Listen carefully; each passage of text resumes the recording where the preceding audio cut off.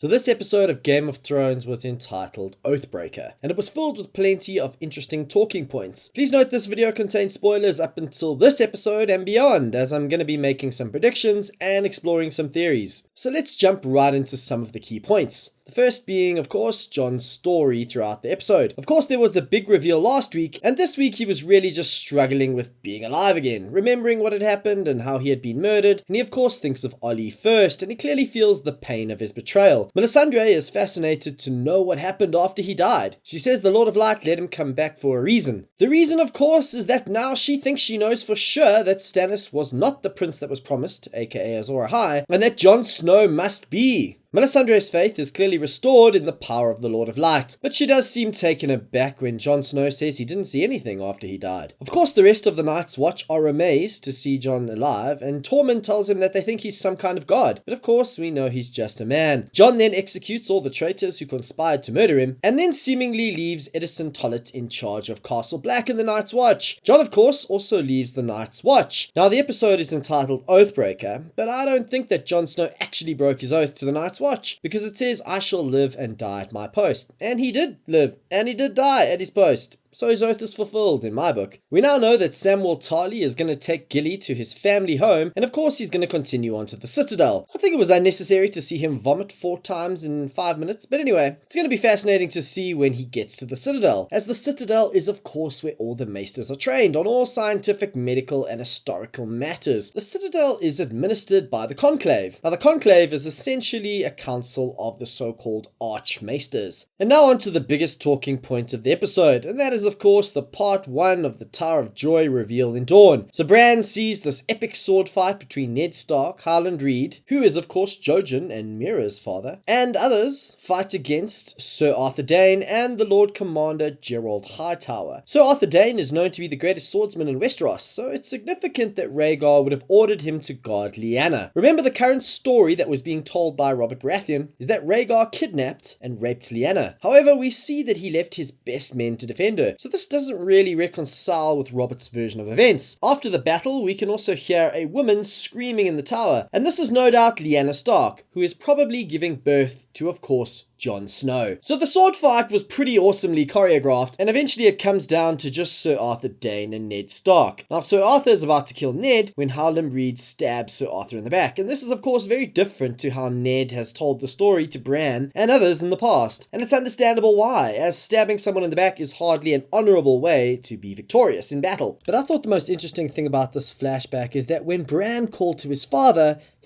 somehow heard him. This is of course something completely new. Could this possibly mean that Bran can somehow have an effect on the past? Or maybe I've just been watching too many episodes of The Flash. Now, I personally don't think there are going to be any major surprises in the Tower of Joy flashbacks, and I think it's going to go down exactly as most fan theories have it, in that Lyanna and Rhaegar were in fact in love and Jon Snow is their child. R+L = J. So in some ways it's going to be a bit of an anticlimax when that reveal does come. But of course, if it is true, that means that Jon Snow is the nephew of Daenerys Targaryen. Speaking of Daenerys, she sees herself in a bit of trouble. She's delivered to the Dosh Khaleen, which basically consists of all the old Khals' wives. And they don't just sit around all day, they basically serve as seers, foretelling the future and providing some kind of spiritual guidance, and are essentially the spiritual leaders of the Dothraki religion. So it appears that joining the Dosh Khaleen is going to be the best case scenario as it stands, as it appears there's a chance that the Kalar, if there's heaven, may decide a much worse fate for her. So Jaime and Cersei are trying to fight the High Sparrow by joining the small council. However, this is unsuccessful, and I personally wish they would just kill the High Sparrow already. This is one storyline that is really starting to drag out somewhat. And it even looks like the High Sparrow is managing to have some kind of effect on Tommen, and I would honestly hate it if Tommen in some way joins the High Sparrow, as it would really just drag out the storyline longer than is needed. So in the House of Black and White, Arya finally gets her sight back, and it seems that Arya has seemingly graduated and passed all the tests of the Faceless Men, and it's going to be interesting to see how this all plays into the larger stories. I mean, now we have Jon Snow alive, possibly being Azor Ahai and one of the 3 heads of the dragon. Bran is going to learn everything from the 3-eyed raven. Arya is now one of the Faceless Men. Sansa is, well,